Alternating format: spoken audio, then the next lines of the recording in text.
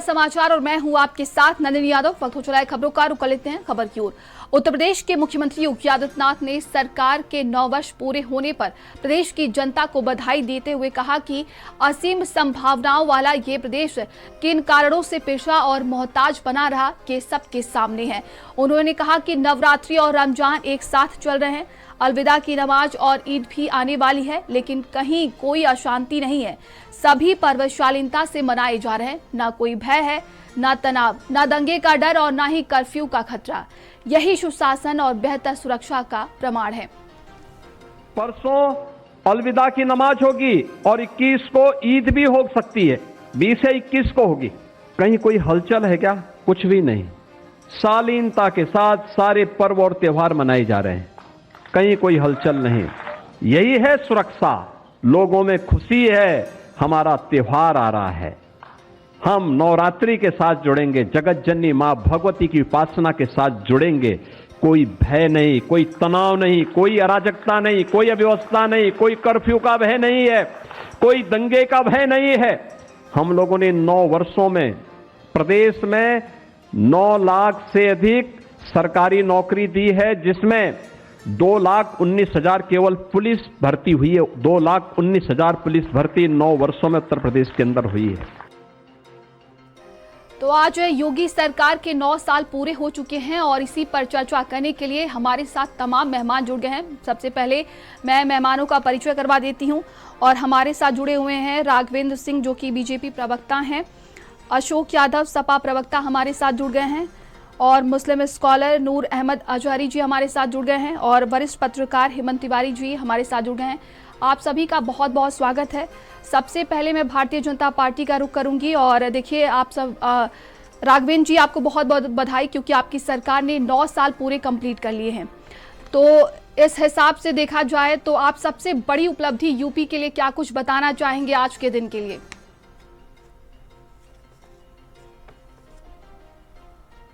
भेदभाव नहीं किया। सबसे बड़ी उपलब्धि है, हम लोगों ने उत्तर प्रदेश में अपराध को लेकर के जीरो टॉलरेंस नीति के तहत काम किया है। सबसे बड़ी उपलब्धि है, आज की तारीख में उत्तर प्रदेश जो है देश की सेकंड लार्जेस्ट इकोनॉमी है। सबसे बड़ी उपलब्धि यह है, उत्तर प्रदेश देश का 55% एक्सप्रेस उत्तर प्रदेश से बना हुआ है। देखिए, तमाम ऐसी उपलब्धियां हैं जो आज की तारीख में उत्तर प्रदेश की सरकार के खाते में।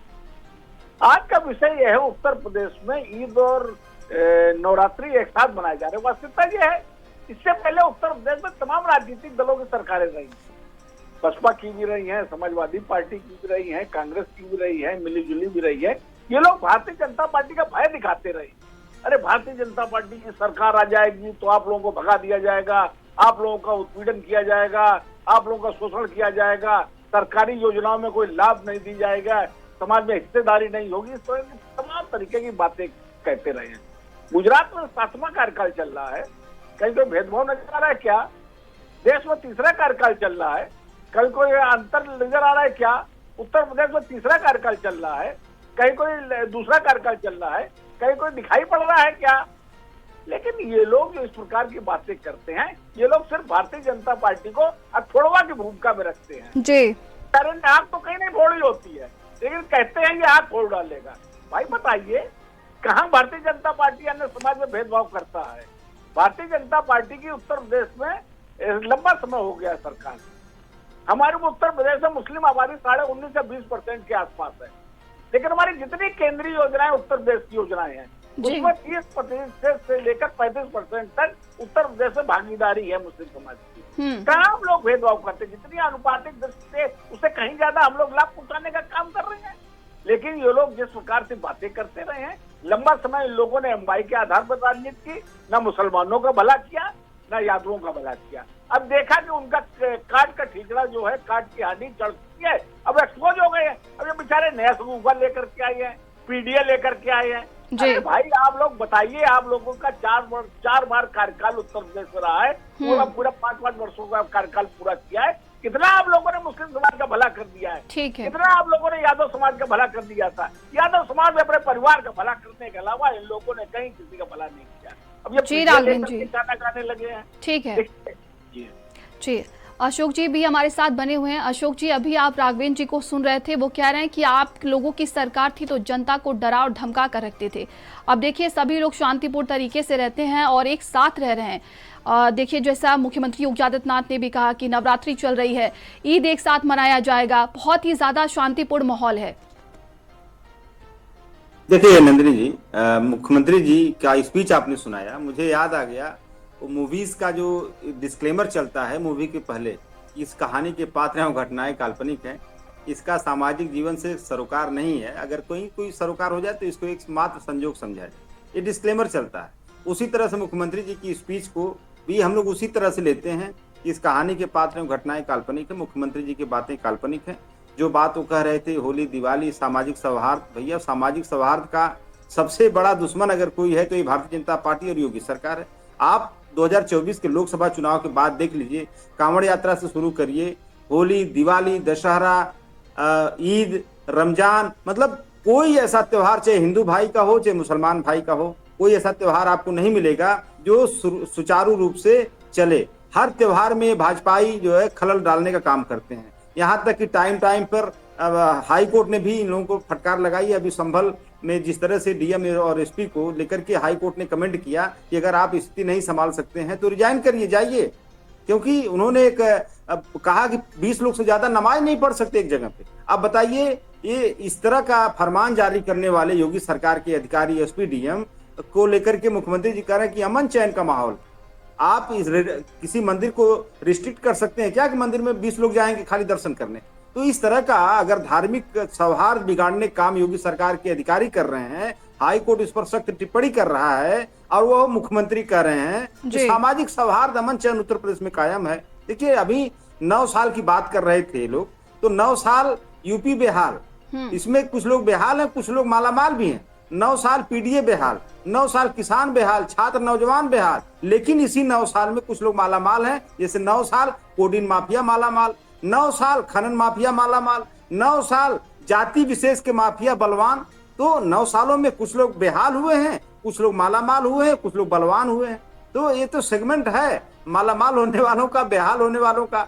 और हमारे जो सनातन धर्म के सबसे बड़े रखवाले वो शंकराचार्य और उनके अनुयायी भी बेहाल वाली लिस्ट में है। जिस तरह से उनको पीटा गया और जिस तरह से उनको अपमानित किया गया, उनके ऊपर जो है पॉक्सो में मुकदमा दर्ज करवा दिया गया, तो सनातन भी बेहाल है इन 9 सालों में। सिर्फ सुरक्षित कौन है? भाजपा और भाजपा के जो फ्रिंज एलिमेंट्स हैं, जो उनके इस तरह के लोग उत्पात मचाने वाले लोग हैं, वही लोग सुरक्षित हैं। जाति विशेष के माफिया सुरक्षित हैं, भ्रष्टाचारी सुरक्षित हैं और इस तरह के लोग सुरक्षित हैं। बाकी तो पूरी जनता बदहाल और बेहाल है। आप देखिए एक अभिषेक प्रकाश जिस तरह से उनके ऊपर इतना बड़ा चार्ज लगा, और अभी उनके ऊपर जो चार्ज लगा था वो धुला नहीं है, अभी उनको क्लीन चिट नहीं मिली, लेकिन सरकार ने उनको बैठा दिया पद पर, दोबारा उनकी जिम्मेदारी दे दिया।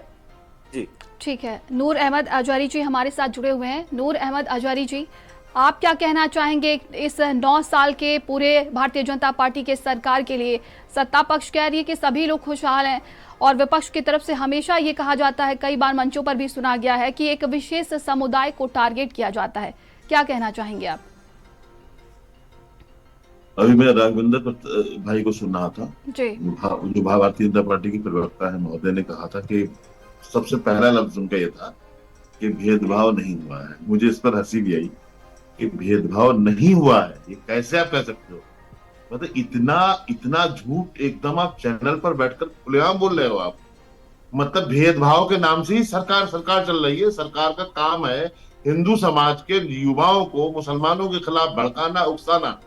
सबको सड़क पर लाके खड़ा कर दिया सरकार ने। हमारे यहाँ अगर हम नमाज पढ़ रहे हैं, जरा मस्जिद से बाहर है, मुस्लिम बस्ती है, कोई सड़क नहीं है, आम सड़क नहीं, हमारी सड़क है, और हम अपनी सड़क पे अगर मस्जिद भर गई है, मस्जिद में ज्यादा लोग आ गए हैं और एक लाइन अगर बना दी है तो पुलिस उन पर लाठियां चला रही है, लाते मारे नमाजियों के आप। और 1 महीने के लिए कांवड़ यात्रा के नाम से पूरा सड़क जाम कर दिया जाता है, उन पर फूल बरसाए जाते हैं, सीओ एसडीएम उनके पैर दबाते हैं, मालिश करते हैं। तब साहब ये भेदभाव नहीं है क्या? हमें एतराज नहीं है। हमें कोई कांवड़ यात्रा पे ऐतराज नहीं, हमें कोई कुंभ मेले पे ऐतराज ना ही हो सकता है, हमेशा से होता है, होना भी चाहिए। लेकिन अब हमारे जो ऐरास हमारे बुजुर्गों के उर्सों पर आपने पाबंदियां लगा दी, हमारे यहाँ अपने मस्जिदों में नमाजों पर, अजानों पर पाबंदियां लगा दी। बहुत सारी मस्जिदें शाम को है, सुबह को है ही नहीं, तोड़ दिए साहब। मस्जिदों की तामीरें रोक दी है इन्होंने। बहुत सारे मामलों में अभी माननीय हाई कोर्ट ने टिप्पणी की है, बहुत सारे लोगों को राहतें दी है। 12 लोग बरेली के एक गांव में घर में अपनी जमात कर रहे थे, नमाज पढ़ रहे थे। बहुत से लोग हिंदू भाई घर में पूजा करते हैं, कौन आदमी रोक लेगा साहब? उनको जेल में भेज दिया। आप बताइए, ये बड़े धड़ल्ले से बोल रहे हैं कि साहब कोई भेदभाव हुआ नहीं है। अगर इसे भेदभाव नहीं कहते हैं तो आप पता नहीं किस चीज को भेदभाव समझ रहे हैं। क्योंकि आपके हर चीज की परिभाषा अलग है ना। मैं बहुत जिम्मेदारी के साथ कह रहा हूं, चाहे नवरात्रि हो, चाहे ईद हो, चाहे रमजान हो, हमेशा से लोगों ने आपसी सौहार्द से मनाया है, आज भी मना रहे हैं। भारतीय जनता पार्टी परेशान है कि हिंदू मुस्लिम लड़ क्यों नहीं रहे, क्योंकि इनका फायदा इसी में है। और पहली बार ये देखने को मिल रहा है कि सरकारें लड़ा रही हैं। अब वो भाजपा शासित जहां राज्य हैं, वहां मुख्यमंत्री मुसलमानों को धमकियां दे रहे हैं। मुख्यमंत्री बोल रहे हैं कि रिक्शे वाला अगर 5 रुपए मांगे तो 4 रुपए दो, परेशान करो इन्हें, ताकि ये भारत छोड़ के भाग जाए। ये इंसानियत है, बताएं हमें आप। जी बिल्कुल, राघवेंद्र जी से इसका जवाब लेंगे, लेकिन इससे पहले हमारे साथ वरिष्ठ पत्रकार हेमंत तिवारी जी बने हुए हैं। सर, आपने तीनों लोगों को सुना होगा और मैं आपसे भी ये जानना चाहूंगी कि इस 9 साल के ओवरऑल रिपोर्ट को आप कैसे देखते हैं? सबसे बड़ी उपलब्धि यूपी के लिए आप क्या मानते हैं?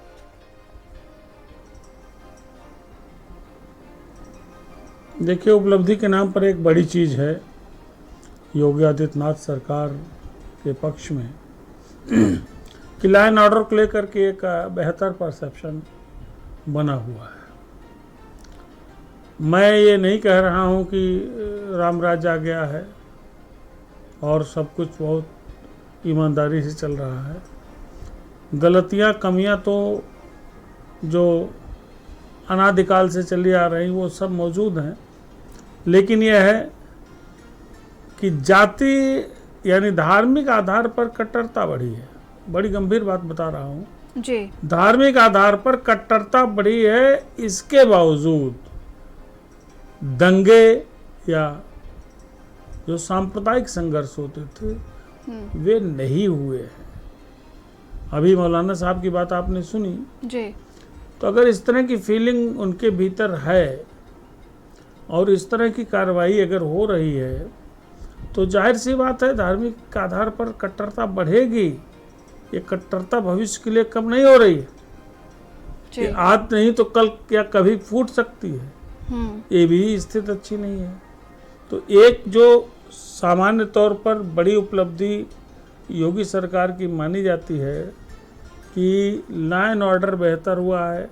पहले दंगे वगैरह उत्तर प्रदेश में ज़्यादा होते थे, वो न बराबर हैं। हालांकि मेरा मानना है जी कि ऑर्गेनाइज क्राइम रुका है, कम हुआ है, और सामान्य जो अपराध होते हैं वे तो हमेशा से एक तरीके से चलते रहे हैं। तो एक मिक्स है परिणाम लॉ एंड ऑर्डर और क्राइम प्रिवेंशन को लेकर के। बाकी तो डेवलपमेंट वगैरह का विषय है, पर आज चर्चा आप जो है इसी विषय पे कर रही हैं जी।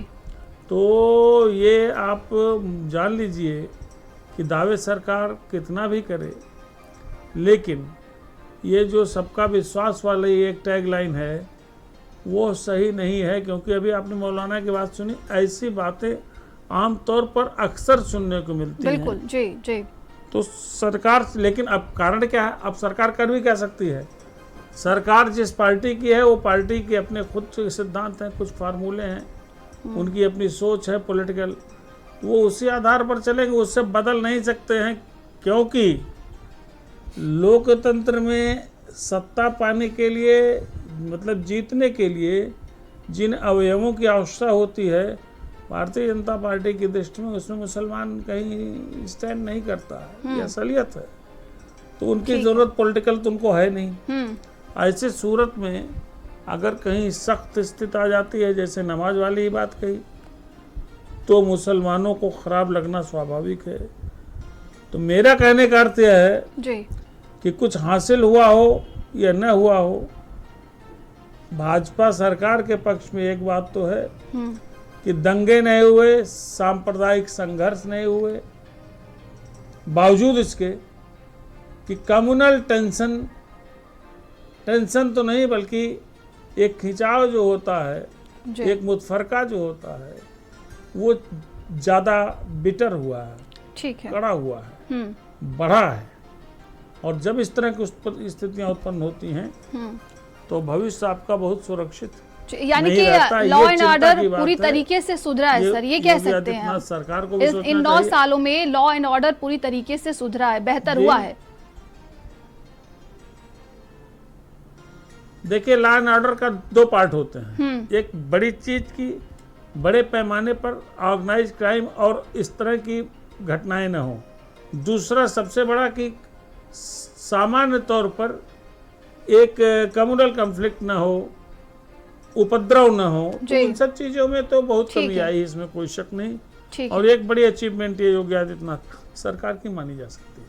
जी राघवेंद्र जी, आपने सभी लोगों को सुना और आपसे देखिए कई सारे प्रश्न भी हैं, चाहे हम समाजवादी पार्टी की तरफ से करें या मुस्लिम स्कॉलर की तरफ से। क्या जवाब देना चाहेंगे आप? उनकी तरफ से तमाम आरोप लगाए जा रहे हैं। आपने इसके पहले कहा कि सब लोग खुश हैं और सभी को एक नजर से देखा जाता है। वास्तविकता यही है। अब कोई आदमी क्या कहना चाहता है, वो लोकतंत्र है, बोलने का अधिकार सबको है। 2024 के एनसीआरबी के आंकड़े हैं, 2024 तक उत्तर प्रदेश में एक भी दंगा नहीं हुआ। ये क्या हमारी सरकार की उपलब्धि नहीं है? और 2024 के बाद आज तक मैं दावे से कहना चाहता हूं उत्तर प्रदेश में एक भी दंगा नहीं हुआ। और जो राष्ट्रीय औसत है उससे उत्तर प्रदेश में 25% अपराध कम हुए हैं। ये क्या हमारी उपलब्धि नहीं है क्या? हम लोग अपराध को लेकर के जीरो टॉलरेंस नीति के तहत हम लोगों ने काम किया हुआ है। ये लोग तो समाजवादी पार्टी की सरकार थी, ये लोग तो इलाहाबाद हाईकोर्ट चले जाते थे आतंकवादियों को छुड़वाने के लिए, कहते इनको छोड़ दीजिए, इससे हिंदू मुस्लिम सौहार्द कायम होगा। इलाहाबाद हाईकोर्ट इनको फटकार लगाती थी कि आप लोग क्या इनको छुड़वा करके पद्मश्री देना चाहते हैं क्या? इस प्रकार की सरकारें उत्तर प्रदेश में रही है। उत्तर प्रदेश में सरकारें ऐसी रही हैं जो अपराधियों के साथ गलवैया किया करती थी। मुख्तार अंसारी के लिए गाजीपुर जेल में पक्का ताला बनवाया था। क्या आप लोग ऐसी सरकारें चाहती हैं कि उनको ताजी मछलियां मिल सके? अतीक अहमद ने पुलिस कांस्टेबल की करवा दी थी, जिंदा पुलिस कांस्टेबल की। एक उदाहरण है, अतीक अहमद के घर पुलिस महकमे के 22 लोग गए तो उनको सबको गिरफ्तार कर लिया था। तब मुलायम सिंह यादव ने दखल देके कहा था अतीक भाई इनको छोड़ दीजिए, इससे हिंदू मुस्लिम सौहार्द कायम होगा। कैसी ये लोग बात करना चाहते, कैसी सरकार चलाते थे। और आज की तारीख में जब हम लोग अपराध को लेकर के ईमानदारी से काम कर रहे हैं तो बेवजह की बातें करते हैं। भाई ये बताइए क्या इनकी सरकारों में एक सैकड़े ऐसे उदाहरण है कि इतने बड़े नेता अपराधियों के साझेदार हुआ? ठीक है राघवेंद्र जी, नूर अहमद अजहरी जी का आपने जवाब नहीं दिया। ठीक है,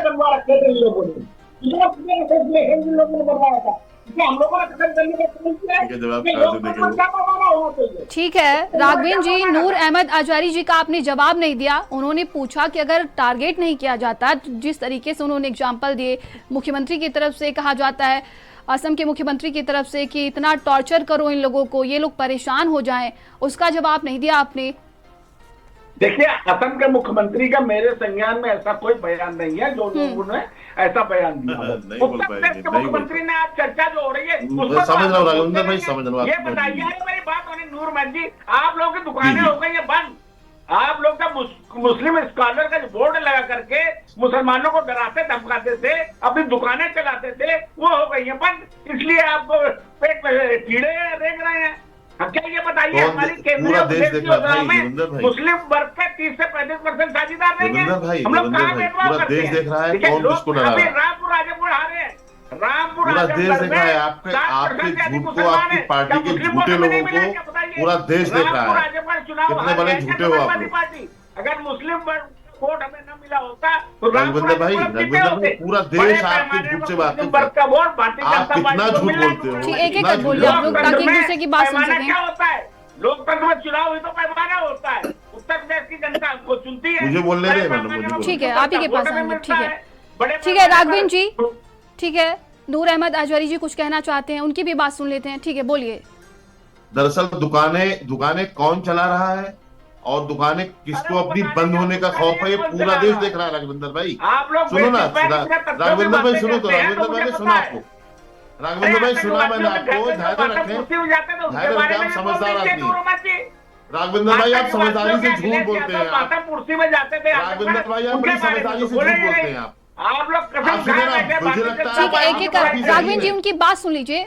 अभी तक वो आपकी बात सुन रहे थे भाई ना, काफी उनकी भी बात ज़हीन सुन हैं लीजिए। आप। इतनी देर में मैंने आप और कई बार मैं और भी सुना है आपको, आप काफी ज़हीन हैं, बहुत अच्छा ज़हन रखते हैं और बहुत फर्राटे से झूठ आप बोलते हैं अपनी अपनी अपनी पार्टी के नेताओं की तरह। झूठ बोलते लेकिन हैं। मैं सुनो कह लेने दो मुझे आप। हाँ, ऐसा बोलिए, कोई नंदिनी यादव जी, जी जी। ऐसा कोई जिला नहीं है हम्म। यूपी का जिसमें इन्होंने बजरंग दल के गुंडे छोड़े ना हो। ऐसी कोई गली नहीं है मुसलमानों के लिए। इन्होंने अब वो इनसे नहीं संभल रहे हैं, इनसे संभल नहीं रहे, उसको भी उपलब्धियां बता रहे हैं। हैरत की बात है, विडंबना है देश के लिए, अलमिया है देश के लिए।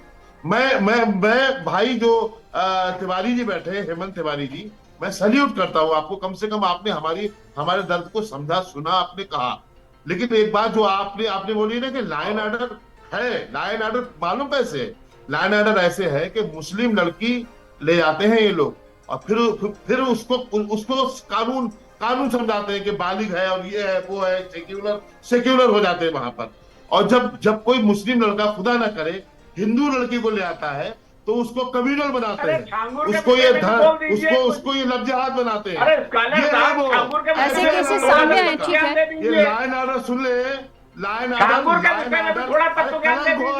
के नाम से लाइन आपने मुसलमानों को टारगेट करके लाइन ऑर्डर बनाया है। मुसलमान जो बोलने वाले हैं, जो अपनी कौम की आवाज उठाने वाले हैं, देशभक्त मुसलमानों को आपने जेलों में भेजा है। आपने झूठे मुकदमे किए हैं।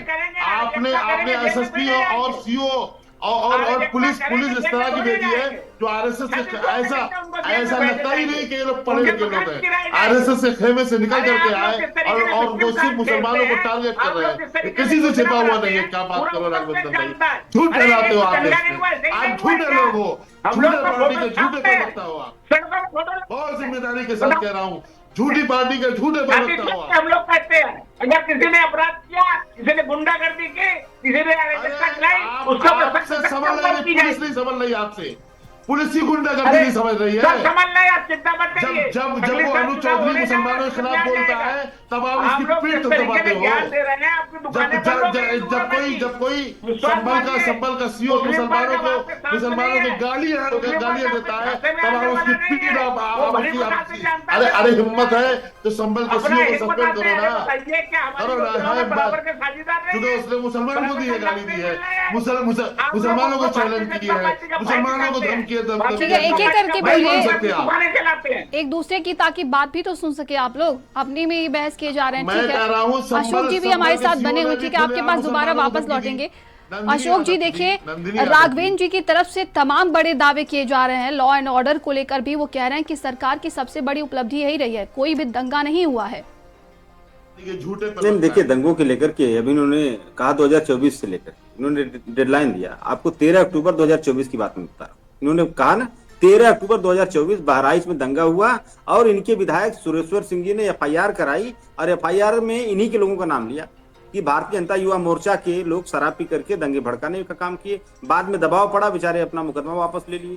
तो दंगा तो खुद ये लोग कराते हैं, सत्ता में रहते हैं तब भी दंगा कराते हैं, विपक्ष में रहते हैं तब तो सरकार को बदनाम करने के लिए दंगा कराते हैं। अब तीसरी बात में आऊंगा, देखिए पूरे हिंदुस्तान की जो छवि थी नंदिनी जी, ये हमारे विवेकानंद की हिंदुत्व की छवि थी। स्वामी विवेकानंद ने बताए थे शिकागो में कि सनातन या हिंदुत्व इंक्लूसिविटी का है, समावेशिता का है, सबको एक साथ लेकर के चलने का है। इन लोगों ने सनातन को बताया कि नफरत का सनातन है, ये हिंसा का सनातन है। इन्होंने सनातन को भी बदनाम करने का काम किया। आप देखिए, यूनाइटेड स्टेट का जो एक संस्था है USCIRF, United state commission on international religious freedom, उसकी रिपोर्ट आई है मार्च 2026 में। और जिस रिपोर्ट के हिसाब से उसने बताया उस संस्था ने कि भारत में धार्मिक स्वतंत्रता की स्थिति और खराब हुई, ये उस रिपोर्ट में लिखा हुआ है। और सरकार ने ऐसे कानून बनाए जिसका इस्तेमाल अल्पसंख्यक समाज के ऊपर टारगेट करने के लिए किया जा रहा है। ये कौन बता रहा है? ये हमारे देश का जो सामाजिक सौहार्द का जो ताना बाना था उसको इनकी सरकारों ने ध्वस्त करने का काम किया है, चाहे वो केंद्र की सरकार हो, चाहे यूपी की सरकार, चाहे उत्तराखंड की सरकार हो, चाहे आसाम की सरकार, हेमंत बिस्वा शर्मा जिसका नाम आपने लिया, इन सरकारों ने देश के सामाजिक सौहार्द का ताना बाना ध्वस्त करने का काम किया है अपने पॉलिटिकल एजेंडा को फुलफिल करने के लिए, ताकि इनकी सत्ता में लगातार बने रहें और हिंदुत्ववादी राजनीति करने के पीछे पीडीए का शोषण भी करते हैं। ठीक है हेमंत जी, आपसे एक लास्ट रिएक्शन लेना चाहेंगे क्योंकि हमारे पास समय की बहुत कमी है और आपने अभी सभी तीनों लोगों को सुना है। एक बार फिर से एक दूसरे पर आरोप प्रत्यारोप जारी है, आप क्या कहना चाहेंगे? अरे कहीं दूर जाने की जरूरत नहीं है, आप इसी डिबेट में जो कुछ हुआ उसी पे निगाह एक बार डाल लीजिए कि भारतीय जनता पार्टी के जो प्रतिनिधि हैं राघवेंद्र सिंह और जो मुस्लिम स्कॉलर हैं, इन दोनों की बातचीत का कंटेंट क्या है, उसकी तासीर क्या है, उसमें कितना ताव है, उसमें कितना घाव है, उसमें कितना आक्रमण है, खाली इसी को देख लीजिए, आपको समझ में आ जाएगा कि जो मैं कहता हूँ कि आज की तारीख में हिंदुस्तान में, आज की तारीख में उत्तर प्रदेश में धार्मिक कट्टरता बहुत तेजी से बढ़ रही है। बिल्कुल जी। और जब इसका आज नहीं कल या कभी भी ब्लास्ट होगा तो बड़ी खतरनाक स्थिति होगी। फिर भी मेरा कहना है कि लॉ एंड ऑर्डर को लेकर के एक सामान्य अवधारणा जो है वो ये है कि उत्तर प्रदेश में हाल के सालों में स्थिति होगी। दिल्ली उत्तर प्रदेश को डरा रहे हैं क्या भयानक स्थिति होगी? अरे कौन है यार फालतू बात बोल रहे हैं? भयानक स्थिति होगी बोल रहा हूँ, एक एक करके बोलिएगा सर। मैं बोल रहा हूँ भयानक स्थिति होगी, तो हम बोल रहे हैं तो कौन चिल्लाने जा रहे हैं? हैं कौन? इनके बारे में बताइए कौन है? देश में एक भी दंगा नहीं है कौन है? राष्ट्रीय औसत से 25% ये कौन बोल रहे हैं? क्या है? संगठित अपराध समाप्त हो गए हैं। क्या चाहिए आपको? ये बीजेपी प्रवक्ता है राघवेंद्र जी बात कर रहे हैं आपसे। अरे एंकर महोदय जी जी राघवेंद्र जी बोल रहे हैं। जी हेमंत जी, राघवेंद्र जी बीजेपी प्रवक्ता हैं वो। ये क्या है? भारतीय जनता पार्टी के प्रवक्ता हैं जी। आप क्या बोल रहे हैं बैठ करके? नहीं, प्रवक्ता है क्या भारतीय जनता पार्टी के? मुझे मत बताइए, मुझे आपका प्रमाण पत्र क्या? फालतू की बात कर रहे हैं, आपके प्रमाण पत्र की आवश्यकता नहीं है। चिल्ला रहे हैं ऐसे कौन है? ठीक है राघवेंद्र जी, आप उनकी बात शांति से सुनिए ना, आप भी अपना जवाब दे लीजिएगा। पहले उनको बोल ही नहीं दीजिए। करिए ना, तथ्यात्मक बात करिए ना, आप तथ्य के आधार पर बात करिए। ठीक है, हमारे पास समय की बहुत ही ज्यादा कमी है। आप सभी मेहमानों का बहुत बहुत शुक्रिया।